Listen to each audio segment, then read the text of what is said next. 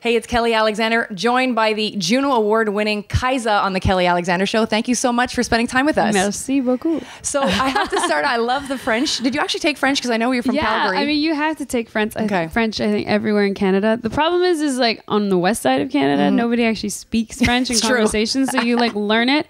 And it's weird because when people speak French, for the most part, I can understand or get the point of the conversation, but I can't recall the words in conversation myself. So if you ask me to speak French, I'll be like, but you'll say a word and I'm like, oh, I know what that means, you know? So nice. I've actually been trying to find like time maybe when the tour's over to actually relearn French, because I feel like the whole language is like embedded in my brain somewhere. It probably is, because I have so much recall memory of it that if I could just learn to speak it again and like actually talk back and forth with someone, I think I'd learn it pretty quick again. I'm sure you'd be fine. One of my best friends just moved to Montreal. Oh yeah? Yeah. So you have no excuse now. You have to come on your downtime. I know, I do. Okay, you'd let us know because we'll go hang out, get poutine. Have you had the poutine yet? Not in Montreal, but I've had poutine. You have to have it. We have to get you out there, especially when you come to Il Sonique. That's the plan. Deal. So I have to ask you about the album, because first of all, I read in an interview where you mentioned Cece Peniston and Robin S. Yes.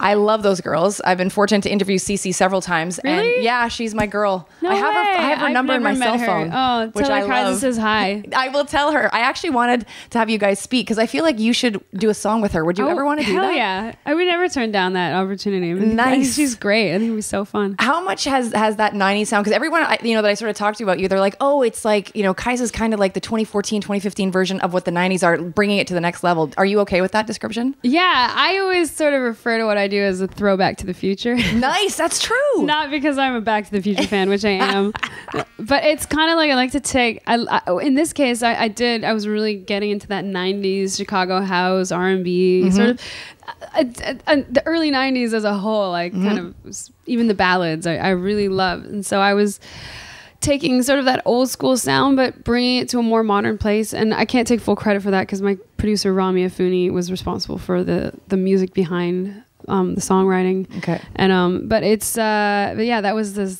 idea I was going for. It doesn't mean all my music is going to be like that though. So. Right. It's amazing. It's fantastic. I love the album. I love the fact that because I find it's few and far between now, because I think a lot of artists now are trying to just put out singles. It's like a singles market. But I feel like with your album, you can go from track 1 to 13, no problem. Well, I think it helped working with the same producer for most of the album, and even the one song Over Myself, which was produced by these two Norwegian guys, Espen and Simon. They know me very closely. They know Rami very closely. We've been working together for years. So it all, even though every song is very different, they fit together as a package or as a body of work, because I think it's the same people creating them all. And I love that. I find a lot of some of the most classic albums like Thriller, Michael Jackson and Quincy Jones, they were all created by a producer and an artist together, as opposed to just like 25 different producers trying to throw a song that sounds like a single, but nothing's really cohesive.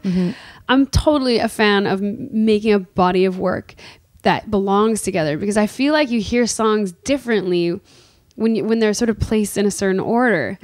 And I mean, Dark Side of the Moon, it's like you got to hear the whole album. Yeah, it's true, to get the full experience. So I'm totally into that. But it is a singles market, and you do have to sort of play by the rules as well. But so I try to make songs that kind of work both as a single, but also as that will work in an album. And also I make those tracks that you don't also hear on the radio maybe as much, that create an album, because there are some songs that will be people's favorite songs, but they're just not a radio structure. And I feel like those songs are starting to disappear because people are only making singles. So I'm trying to keep going, because Piano and So Deep, all these songs, they're just amazing. I think they're fantastic.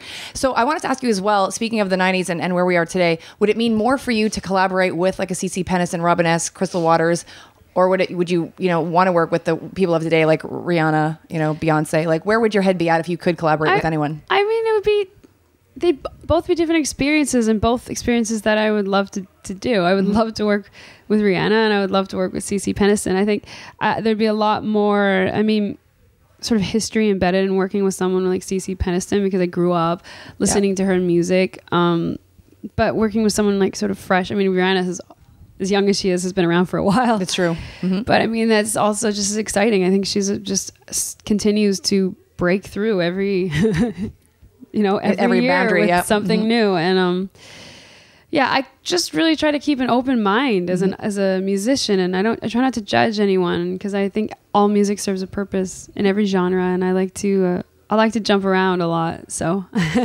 switching gears, you were a member of the Canadian Navy, which I think is amazing. And I wanted to ask you this. I'm not sure if anyone would have asked you this before. Do you find that what you did in the Navy, some of the experiences and just how you had to be, has that seeped into your life as an artist, like the discipline maybe? I think so. I'm very disciplined by nature, or maybe just really intense, really hardworking. But the Navy, or just any kind of military training, what it does is it teaches you or makes you aware of your mental limits that you place on yourself that are usually just in your head. Because in like these extreme situations, what they put you through in the training, sometimes you have to run further than you've ever ran before, or do more push-ups than you ever thought you could do, or just, I don't know, they create all these sort of scenarios that would maybe be like for survival mode, really. And you have these ideas of how far you can go before you can't go any further. Okay. But usually when you hit this point where you think that you can't go further and you are forced to go further, you end up going so much further than you thought you could, that you start to realize like, wow, it was all in my head.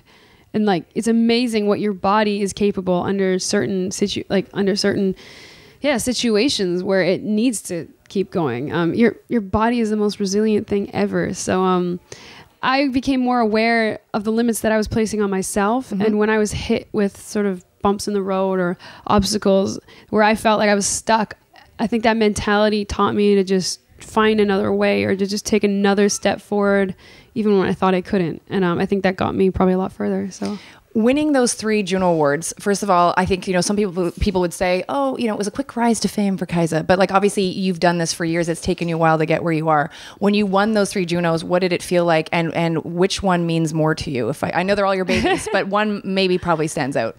It was really special winning the Juno with my brother, the video award, because we both got to go up and accept the award together. So that was really special. But also, I mean, it was very nice to be recognized for my album, and to be Breakthrough Artist of the Year. I can't really say that one is more important than the other, but it was really special receiving with my brother, I'd say. And what was the other part of the question? Sorry.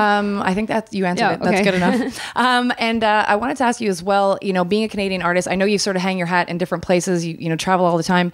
Do you ever think you'll move back home to Canada full time? Like, is that even the cards, or you'll have to stay in I haven't been anywhere full time.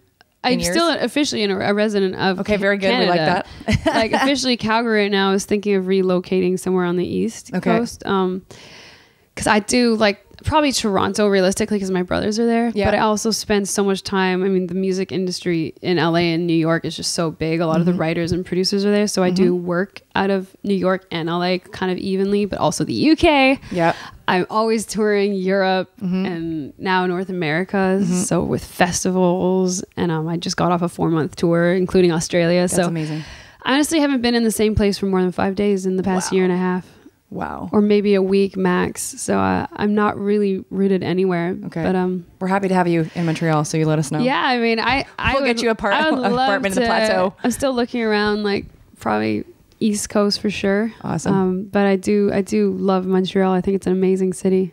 Before I let you go, what can we expect next from you? Obviously, we know you're booked up for the summer. You got tons of concerts and festivals.